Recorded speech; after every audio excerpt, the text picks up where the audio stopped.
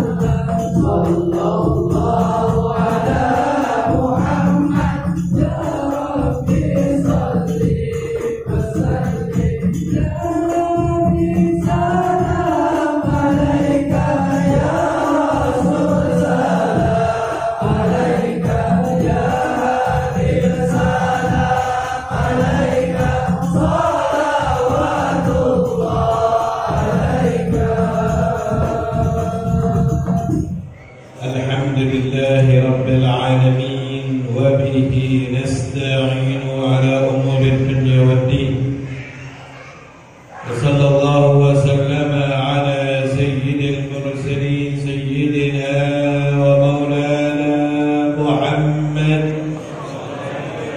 حبيب رب العالمين وعلى آله وصحبه أجمعين.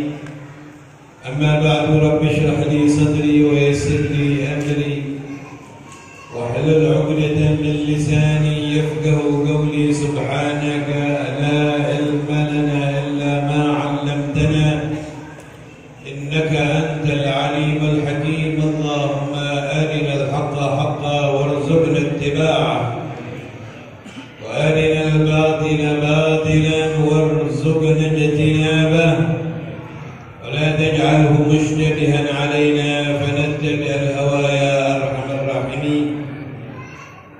حضرة الحبايب المحترمين وكافة الأساتذة حاضرين حاضرات yang dimuliakan oleh Allah, بالخصوص para habaib kita Habib Zaki, Habib Abdul Rahman, Al-Haddad, dan para habaib yang lain yang tidak bisa saya sebutkan namanya satu persatu, tapi tidak mengurangi rasa hormat dan ta'zim saya kepada mereka semua dan seluruh pejabat yang hadir bersama kita, seluruh dari sepuh orang-orang tua kita yang kita muliakan. Alhamdulillah, kita sekarang berkumpul di tempat yang mulia ini pada acara yang sangat mulia ini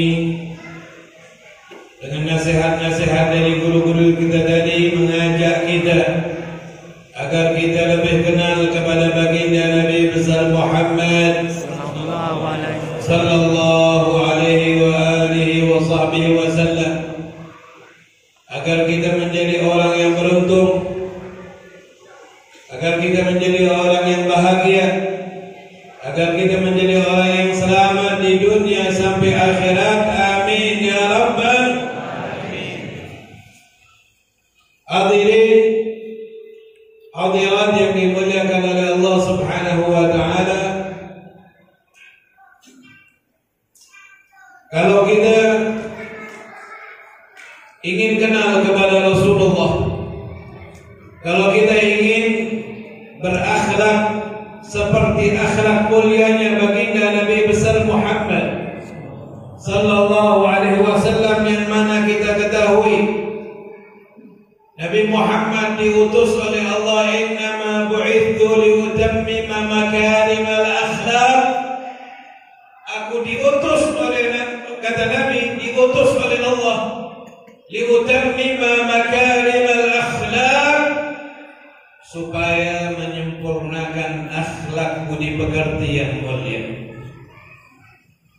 Bagaimana caranya supaya anak menjadi anak yang berbakti kepada ibu bapaknya, berakhlak kepada orang tuanya? Bagaimana seorang murid menjadi murid yang berbakti kepada gurunya, berakhlak yang mulia kepada gurunya? Bagaimana sesama muslim satu sama lain saling berakhlak, yang tua menyayangi yang muda dan yang muda menghormati yang tua? Itu semua bisa kita pelajari dari sejarah baginda Nabi besar Muhammad sallallahu alaihi wasallam. Satu daripada contoh akhlaknya Nabi Muhammad yaitu at-tawadhu. Di antara akhlaknya Nabi itu at-tawadhu. Akhlak Nabi adalah orang yang paling pandai merendahkan dirinya. Padahal Nabi Muhammad adalah makhluk Allah yang paling mulia. Nabi Muhammad adalah afdalul makhluk ala al-itlaq. Makhluk Allah yang paling mulia secara mutlak. Tidak ada lagi yang paling mulia dari Nabi Muhammad. Nabi yang paling mulia Nabi Muhammad. Rasul yang paling mulia Nabi Muhammad. Lebih mulia daripada malaikat dan lebih mulia daripada surga seisinya. Tapi Nabi Muhammad sallallahu alaihi wasallam mempunyai akhlak, di antara akhlak beliau at-tawadhu, berakhlak rendah hati. Dengan sifat rendah hati inilah Nabi Muhammad sallallahu alaihi wasallam diangkat tinggi derajatnya oleh Allah. Sesuai dengan apa yang disabdakan oleh Nabi, "Man tawadha'a rafa'ahu Allah, wa man takabbara wada'ahu Allah." Siapa yang tawadhu, merendah hati, akan diangkat tinggi oleh Allah. Tapi orang yang sombong akan dihinakan oleh Allah. Nabi Muhammad orang yang paling merendah. Nabi Muhammad sallallahu alaihi wasallam sampai mengatakan, "Innama ana abdun akulu kama ya'kulu al-'abdu wa ajlisu kama yajlisu al-'abdu." Aku ini adalah hanya seorang hamba. Aku duduk sebagaimana seorang hamba duduk, dan aku makan sebagaimana seorang hamba makan. Sehingga Nabi besar Muhammad sallallahu alaihi wasallam dalam kitab Sittut Turab dikatakan, "Idza da'ahu al-miskin ajabahu ijabatan mu'ajjala." Nabi Muhammad kalau diundang orang miskin, beliau adalah orang yang paling cepat untuk memberikan jawaban panggilan dari orang miskin tersebut. Gak sungkan Nabi Muhammad berjalan bareng dengan orang miskin. Nabi Muhammad senang membantu orang miskin. Nabi Muhammad suka duduk bareng dengan orang miskin. Nabi besar Muhammad sallallahu alaihi wasallam, beliau adalah orang yang mulia, tapi beliau tidak pernah duduk di tempat yang paling tinggi seperti seorang raja. Gak pernah sama sekali. Nabi Muhammad duduk sama seperti sahabatnya. Maka orang-orang yang dari luar Madinah yang mendengar kehebatan Nabi Muhammad SAW sampai dia ke Madinah bingung. Soalnya dia pikir Nabi Muhammad ini melebihi daripada raja-raja Romawi, raja-raja Persia. Sesampai dia ke Madinah, dia tidak melihat ada orang yang ditonjolkan lebih dari yang lain. Duduknya sama seperti sahabatnya. Tidak ada yang membedakan, duduknya sama. Bahkan di dalam sejarah itu Nabi Muhammad, beliau duduk tidak pernah melonjorkan kakinya di depan sahabatnya. Itu akhlaknya Nabi besar Muhammad. Perintah dari Allah, "Wakhfid janahaka lil mu'minin." Allah perintahkan Nabi agar merendah kepada orang-orang yang beriman. Bahkan dalam perjalanan pun Nabi Muhammad terkadang berjalan, dia berada di tengah-tengah sahabat. Itulah akhlaknya Nabi Muhammad. Ternyata akhlak Nabi Muhammad ini menjadi jawaban. Siapa saja ingin supaya dia menjadi anak yang berbakti kepada ibu bapaknya, dia harus mempunyai sifat tawadhu, merendah. Di saat kita mempunyai sifat merendah, tawadhu, merasa diri kita ini orang yang paling kecil, merasa diri kita ini orang yang paling hina, merasa diri kita ini orang yang paling banyak dosanya, maka kita lihat bagaimana anak itu menjadi anak yang tawadhu, merendah kepada orang tuanya, seperti yang telah difirmankan oleh Allah di dalam Al-Quran, "Wa qadha rabbuka alla ta'budu illa iyyah wa bil walidayni ihsana imma yablughanna indaka al-kibara ahaduhuma aw kilahuma fala taqul lahumā uffin wa la tanharhumā wa qul lahumā qawlan karīmā wakhfid lahumā janāha adh-dhulli minar rahmah."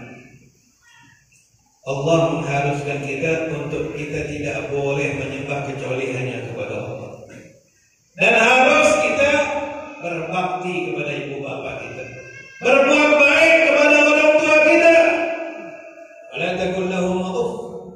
Jangan sampai kita berani menyakiti orang tua kita dengan kata-kata membantah orang tua, dengan kita mengatakan itu sudah dihukumi haram di dalam Al-Quran.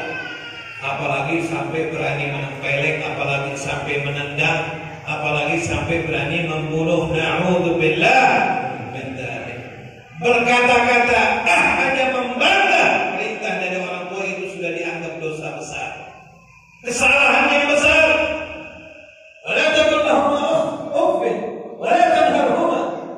Kau tidak boleh membentaknya. Wa qul lahuma qawlan karima.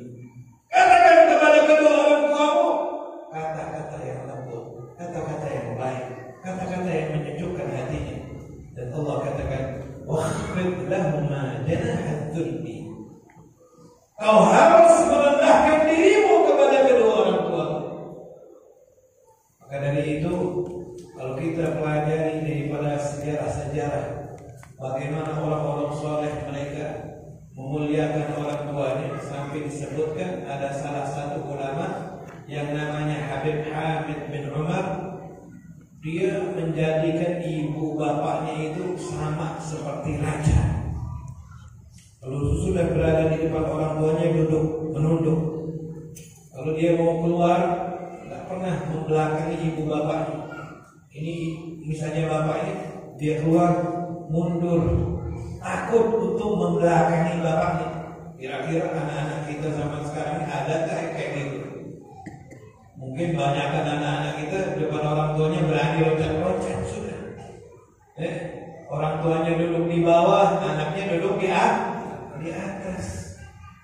Itu bukan didikan yang diajarkan di dalam Islam. Jadi saking dia tawadhu'nya, merendahnya kepada bapaknya, kepada ibu bapaknya, dia kalau mau keluar rumah pun jalannya mundur, takut kurang ajar kepada ibu, takut membelakangi ibunya, takut membelakangi ayahnya. Karena kebaktian kepada ibunya ini sangat hebat. Kalau makan pun takut dia ingin makan makanan yang ada di depan ibunya. Kenapa dia takut? Takut tuh makanan sudah pengen diambil oleh ibunya, dia duluin. Jadi biarin ibunya itu makan dulu, kenyang, sisa baru dia makan. Tuh saking merendahnya dia kepada orang tua. Dengan akhlak yang mulia ini, dia menjadi orang yang bersambung kepada Nabi Muhammad. Pernah suatu hari beliau berziarah di Madinah. Di saat beliau berziarah duduk paling belakang nih Habib Hamid bin Umar. Setelah dia berziarah duduknya paling belakang nih, penjaga makam Nabi sempat tertidur, dan tidurnya tiba-tiba dia didatangi oleh Nabi Muhammad. Nabi Muhammad bilang, "Kau bangun, di belakang ada cucuku yang ikut ziarah, namanya Hamid bin Umar. Suruh dia maju untuk mimpin ziarah," kata Nabi. Bangun penjaga kuburan Nabi ini bertanya kepada shaf yang pertama, "Alfikum Hamid bin Umar?" Ada di antara kalian yang namanya Hamid bin Umar? Tidak ada. Pindah lagi ke shaf yang selanjutnya, ada di antara kalian yang namanya Hamid bin Umar? Juga tidak ada. Shaf kedua, ketiga, keempat, sampai shaf yang terakhir dia tanya, ada di antara kalian yang namanya Hamid bin Umar? Ternyata berdiri seorang yang masih muda, aku yang namanya Hamid bin Umar. Anda Hamid bin Umar, engkau namanya Hamid bin Umar. Kakekmu suruh engkau maju untuk mimpin ziarah. Disuruh maju untuk mimpin ziarah, disuruh maju oleh baginda Nabi besar Muhammad sallallahu alaihi wasallam, karena beliau ini adalah orang yang berakhlak, merendahkan dirinya kepada kedua orang tuanya. Wakhfid lahuma janahadz dzulli minar rahmah. Betul-betul dia merendah kepada ibu bapaknya. Kalau orang dia betul-betul merendah kepada ibu bapaknya, pasti dia akan berakhlak kepada orang tuanya. Pasti dia tidak akan pernah membantah ibu bapaknya. Tapi kalau anak sudah berani sombong kepada ibu bapaknya, tergantung kesombongannya, tambah sombong, tambah kurang ajar dia sama ibu bapaknya. Merasa ibunya sudah hebat, merasa dia mempunyai titel yang sudah tinggi. Berapa banyak anak yang sombong kepada orang tuanya sudah tidak diakui lagi sebagai bapak ibunya. Banyak. Gara-gara kekayaannya dia lupa kepada ibu bapaknya. Gara-gara pangkatnya dia lupa kepada ibu bapaknya. Gara-gara keilmuannya dan titelnya dia lupa kepada ibu bapaknya. Sombong, merasa dirinya paling baik. Akhirnya dia berani kurang ajar kepada ibu bapaknya dan menjadi orang yang dibenci oleh Allah Subhanahu wa taala. Naudzubillah min dzalik. Jauh dari keberkahan kalau orang sudah kurang ajar kepada ibu bapaknya. Orang yang berani kurang ajar kepada ibu bapaknya, walaupun ilmunya setinggi langit, walaupun pangkatnya, jabatannya hebat segimanapun, tapi kalau sudah putus hubungannya dengan orang tua, maka dia akan mahrum, tidak akan mendapatkan keberkahan dalam hidupnya, dan dia tidak akan mendapatkan ridha Allah. Dan dipastikan Nabi Muhammad tidak akan meridhai orang yang seperti itu. Bayangkan di zaman Nabi ada satu sahabat yang dia rajin ibadahnya, sering bersedekah, rajin sholatnya, rajin bangun malamnya. Tapi subhanallah, di waktu ajal menjemputnya, ini sahabat gak bisa mengucapkan kalimat la ilaha illallah. Sampai bininya bingung, ini gak pernah nih. Dia punya suami, tumben di masa hidupnya lancar mengucapkan la ilaha illallah, tapi di saat ajal menyebutnya kalimat la ilaha illallah susah untuk dia sebut. Sampai dia lapor kepada sahabat yang lain dan sampailah ini kabar kepada Rasulullah. Rasulullah pun bertanya, ini yang mau mati ini orang tuanya masih ada apa enggak? Bapaknya sudah meninggal, yang masih ada ibunya. Nabi mengatakan, bilang sama ibunya, kalau dia nggak bisa datang kepadaku, aku akan datang kepadanya. Sampaikanlah kabar kepada si ibu. Waktu ibu mendengar Rasulullah ngomong kayak gitu, bergegas, ibu siap-siap untuk mendatangi baginda Nabi besar Muhammad sallallahu alaihi wasallam. Datanglah ibu itu ke hadapan Rasulullah. Lalu Rasulullah bertanya kepada ibu ini tentang anaknya.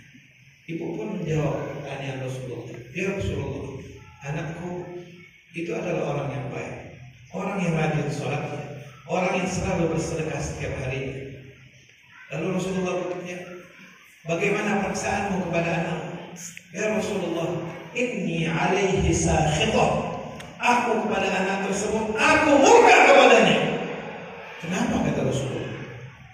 Rasulullah, dia sebelum kawin, dia adalah orang yang taat kepadaku, selalu berbakti kepadaku, selalu tunduk kepadaku, selalu merendah kepadaku. Tapi dia setelah kawin ya Rasulullah, dia lupa kepadaku. Dia lebih mengutamakan istrinya daripada aku. Dia lebih mendengar kata istrinya daripada aku, dan dia mengabaikanku, meninggalkanku. Aku sakit hati ya Rasulullah, aku murka kepadanya. Rasulullah mengatakan, ini penyebab. Ini sahabat putus hubungannya dengan Allah, sehingga di akhir hayatnya dia tidak bisa untuk mengucapkan kalimat la ilaha illallah. Nabi pun bilang kepada sahabat yang lain, siapkan kayu bakar. Ini ibu bertanya, ya Rasulullah, kau siapkan kayu bakar buat apa? Kata Rasulullah, aku akan bakar anakmu hidup-hidup. Dia bilang, ya Rasulullah, samrata fuadi, buah hatiku kau akan bakar. Kata Nabi, daripada dia dibakar nanti di akhirat dengan api akhirat yang lebih dahsyat daripada api dunia. Lalu ibu itu mengatakan, ya Rasulullah, aku maafkan dari segala anak. Aku sekarang sudah nggak murka lagi kepadanya, dan aku ikhlaskan dan aku ridho kepadanya. Dan Rasulullah pun memerintahkan kepada sahabatnya, coba lihat itu anak. Kalau betul-betul ibu ini maafkan dari hatinya, itu anak pasti akan bisa mengucapkan kalimat la ilaha illallah. Sayyidina Bilal, Sayyidina Ammar bin Yasir pergi datang ke rumah sahabat ini. Sampai Sayyidina Bilal di depan rumah sahabat ini, terdengar itu sahabat mengucapkan kalimat la ilaha illallah, meninggal dalam keadaan husnul khatimah setelah mendapatkan maaf dari ibunya. Berteriak Sayyidina Bilal mengatakan, demi Allah yang membuat orang tidak bisa mengucapkan dua kalimat syahadat di saat ajal menjemputnya karena kemurkaan dari ibunya, dan yang membuat dia bisa mengucapkan kalimat la ilaha illallah karena dia sudah mendapatkan ridho daripada ibunya. Maka dari itu hadirin yang dimuliakan oleh Allah Subhanahu wa taala, salah seorang sahabat Rasulullah yang bernama Sayyidina Abu Hurairah. Abu Hurairah ini dulunya sebelum dia Islam namanya Abdul Syams.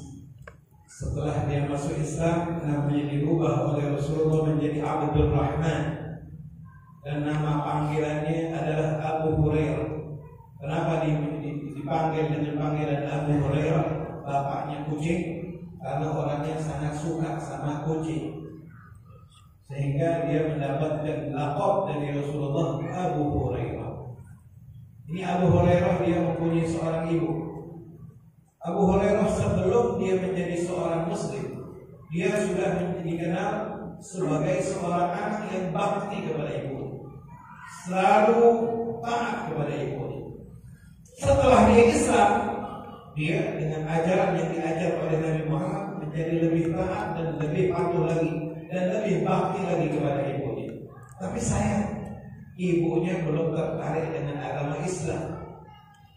Abu Hurairah selalu berusaha mengajak si ibu ini untuk memeluk agama Islam, sehingga waktu pernah suatu hari Abu Hurairah mengajak ibunya ini untuk masuk Islam, tiba-tiba ibunya mencaci maki, menghina Nabi besar Muhammad sallallahu alaihi wasallam di depan Abu Hurairah.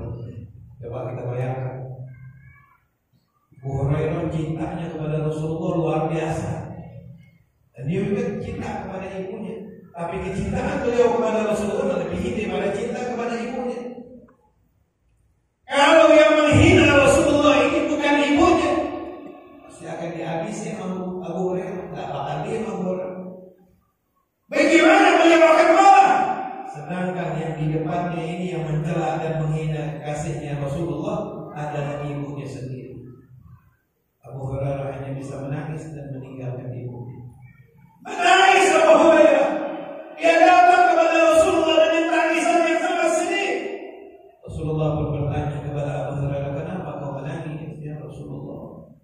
Hari ini aku mengajak ibuku masuk Islam, tapi ibuku bukan dia mendengar daripada ajakan, justru dia mencaciku dan dia mencacimu wahai Rasulullah sallallahu alaihi wasallam. Lalu Rasulullah di depan Abu Hurairah mengangkat tangannya, Allahumma hdi umma Abi Hurairah. Ya Allah, berikan hidayah kepada ibunya Abu Hurairah. Yang angkat tangan adalah Rasulullah. Rasulullah sudah angkat tangan, doanya tembus. Abu Hurairah waktu dapat doa tersebut bergegas, dia langsung pulang menemui ibunya. Waktu dia bergegas pulang ingin tahu bagaimana kondisi ibunya setelah mendapat doa dari Rasulullah, Abu Hurairah mau masuk rumah, ibunya mengatakan, maka anak ya Abu Hurairah, berhenti di tempatmu, gak usah masuk dulu. Terdengar ibunya lagi mandi. Ibunya selesai mandi, ibunya berpakaian, ibunya pun mengatakan, udkhul, masuk. Abu Hurairah masuk. Belum ngomong satu patah Abu Hurairah, ibunya mengatakan, asyhadu an la ilaha illallah wa asyhadu anna Muhammadar Rasulullah. Dapat hidayah ibunya berkah doa dan Rasulullah mengucapkan syahadat. Masya Allah. Langsung Abu Hurairah pulang lagi ke Rasulullah. Tadi dia datang ke Rasulullah dengan tangisan, sekarang dia datang ke Rasulullah dengan senyuman dan kesenangan. Dan Rasulullah pun, Abu Hurairah pun menyampaikan berita gembira bahwasanya ibunya sudah memeluk agama Islam. Setelah masuk Islam, Masya Allah, Abu Hurairah lebih semangat lagi dia bakti kepada ibunya. Kalau misalnya ibunya belum masuk Islam, ada batasan dalam Islam untuk berbakti kepada ibu yang non Muslim. Wasahibhuma fid dunya ma'rufa. Kita tetap temani ibu kita, orang tua kita dengan baik, tapi ada batasan. Kalau seandainya mereka memerintahkan hal yang dimurkai oleh Allah, tak boleh kita taat. La ta'ata li makhluqin fi ma'siyatil khaliq. Tak boleh kita taat kepada makhluk siapapun dia. Kalau misalnya taat itu akan menjadikan kita terjerumus dalam kemaksiatan kepada Allah Subhanahu wa taala. Ada batasan. Tapi setelah ibunya menjadi seorang muslimah, di situ baktinya Abu Hurairah kepada ibunya sangat luar biasa. Setiap Abu Hurairah datang kepada ibunya mengatakan, rahimakallah, ya bunai, mudah-mudahan engkau mendapatkan rahmat, wahai anakku, qad bararta bi kabira, kau telah menjadi anak yang luar biasa berbakti kepadaku menjadi dewasa. Abu Hurairah pun dengan kasih sayang mengatakan rahimakinnahu ya umma, engkau juga mudah-mudahan Allah memberikan rahmat kepadamu wahai ibu. Dan barartabi saghira, engkau telah baik kepadaku wahai ibu di saat aku masih kecil. Aku kecil kau sangat baik kepadaku. Sekarang setelah aku besar, aku yang akan berusaha menjadi baik kepadamu wahai ibu. Ini Abu Hurairah ini senang dengan anak-anak yang berbakti kepada ibu bapaknya. Pernah suatu hari Abu Hurairah mendapatkan dua orang berjalan, satunya sudah tua, satunya masih kecil. Didatangi oleh Abu Hurairah. Abu Hurairah pun bertanya kepada kedua orang ini, siapa ini orang? Anak itu menjawab, ini adalah ayah. Ini ayahmu, kata Abu Hurairah. Langsung Abu Hurairah memberikan nasihat. Kata Abu Hurairah, kalau ini ayahmu, ala tad'u bismih, jangan kau panggil bapakmu dengan panggilan namanya, jangan. Panggilan dengan panggilan yang sopan. Panggil dia dengan panggilan ayah atau bapak atau panggilan-panggilan yang diajarkan dalam Islam. Tak boleh dengan memanggil dengan panggilan nama. Itu yang pertama kata Abu Hurairah. Wala tamshi amama, jangan kau berani-berani berjalan di depan ayah. Jalan di depan orang tua itu dalam ajaran Islam itu namakan qulil adab, kurang ajar. Wala tajlis qablahu, jangan kau duduk sebelum dia duduk. Kalau kita datang bareng sama orang tua, biar orang tua dulu yang duduk. Setelah orang tua duduk, baru kita duduk di bawah kakinya. Begitu. Tidak seperti anak-anak kita sekarang ini. Datang, dia duduk yang paling duluan, bapaknya sampai nggak ada tempat duduknya. Nah itu kurang ajar. Anak dulu duduk sebelum bapak. Nah itu adalah karena kita kurang dalam mempelajari adab yang telah diajarkan oleh baginda Nabi besar Muhammad sallallahu alaihi wasallam. Itu dari intinya, supaya kita bisa berakhlak kepada kedua orang tua kita, kita harus memakai akhlaknya Nabi besar Muhammad sallallahu alaihi wasallam, yaitu akhlak merendah. Supaya kita berakhlak kepada guru kita, kita harus taruh di hati kita sifat merendah. Sesama muslim pun, bagaimana kita menjadi orang yang merendah, orang yang berakhlak, hendaklah kita merendah. Di saat kita merendah, merasa dia lebih mulia, dia lebih hebat dari kita, pastilah kita akan menghormatinya, pastilah kita akan menghargainya, pastilah kita akan berhusnudzon, berbaik sangka kepadanya. Tapi di saat kita sudah sombong, merasa diri kita paling hebat, ini akhlak yang dibenci oleh Allah. Iblis sombong, ilmunya yang hebat, ibadahnya yang hebat, semuanya ditolak oleh Allah dan tidak diterima oleh Allah karena kesombongannya. Maka dari itu, sifat sombong itu adalah sifat yang paling dibenci oleh Allah Subhanahu wa taala. Disebutkan di zaman Bani Israil, orang yang ilmunya hebat, ibadahnya hebat, tapi ada kesombongan, tidak ada kerendahan, itu semuanya menjadi mental di sisi Allah Subhanahu wa taala dan ditolak oleh Allah Subhanahu wa taala. Di zaman Bani Israil itu orang yang ibadahnya hebat. Saking ibadahnya hebat nih, dia setiap keluar dari rumahnya tudilluhul ghamam. Dia dipayungi oleh awan. Suatu hari orang yang alim, yang ahli ibadah ini, dia keluar rumah dan dipayungi oleh awan seperti mukjizatnya Nabi Muhammad. Tudilluhul ghamam, tak pernah kepanasan, selalu dipayungi oleh awan.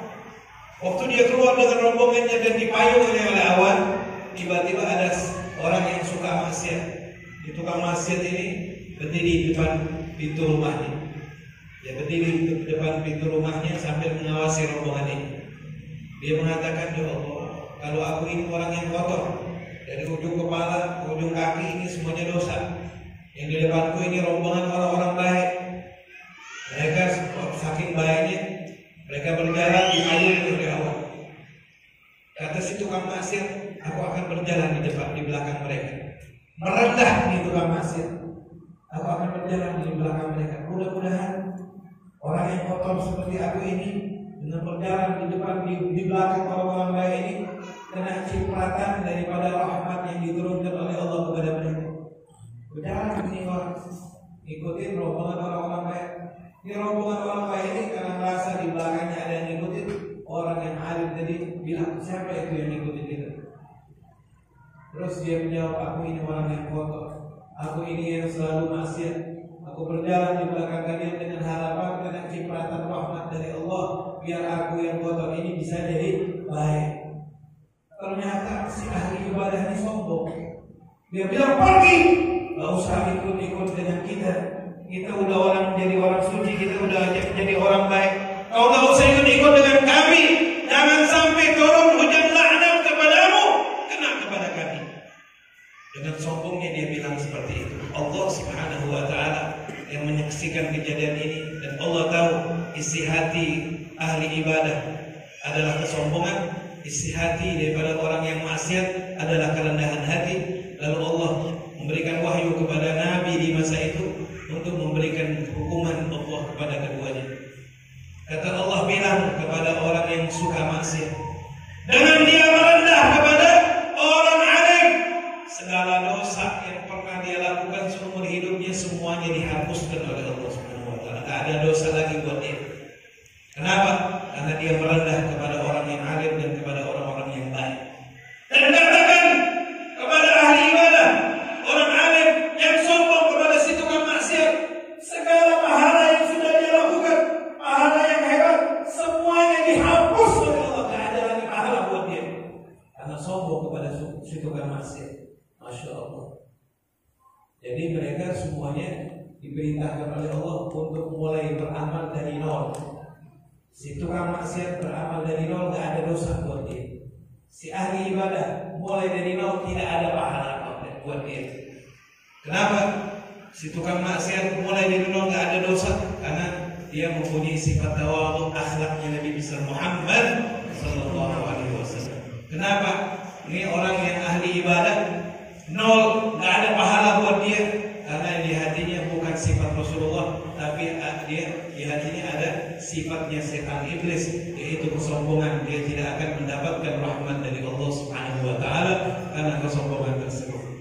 Karena itu hadirin hadirat yang dimuliakan oleh Allah, insyaallah mudah-mudahan dengan perayaan Maulid baginda Nabi besar Muhammad sallallahu alaihi wasallam, kita berharap dengan lahirnya Rasulullah tersebar cahaya di alam ini. Amin. Kita harapkan dengan peringatan kelahiran baginda Nabi besar Muhammad akan lahir di antara kita akhlak-akhlak mulia yang telah diajarkan oleh baginda Nabi besar Muhammad sallallahu alaihi wasallam, sehingga tidak ada lagi di antara kita anak-anak yang durhaka kepada ibu bapaknya, dan sehingga tidak ada lagi murid-murid yang kurang ajar sama gurunya, dan sehingga di antara kita tidak ada lagi sesama muslim saling benci, sesama muslim orang tua tidak menyayangi yang kecil tidak hormat kepada orang tua. Itu semuanya insyaallah tidak akan ada lagi di antara kita setelah kita belajar dari akhlak mulia